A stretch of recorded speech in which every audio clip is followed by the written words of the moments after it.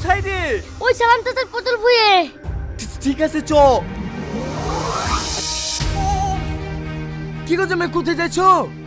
আমি এখন আসছি। জামাই জামাই,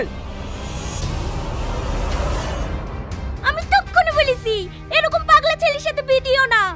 আমার কথা তো শুনলি না, এবার দেখো কি করবা। এখানে দেখে দেখে কি আছে?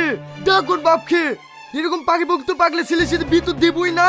বিতে যে খরচ হয়েছে তার ডবল উসুল করবো। এটা ছেলে খেলামো পেয়েছে নাকি যে একটা পাখির লেগে বিরাশি থেকে উঠে চলে যাবে? কি হলো, কেউ গেল ওর বাপকে ডাকতে? হ্যাঁ হ্যাঁ চাচা, বড় ভাই কিসে, তুমি একটু শান্ত হও। আজকের পাখি খাসাই ভাঙবো। ও গো, তুমি একটু শান্ত হও। ও তোমাদের উপরে না, একটু শান্ত হও।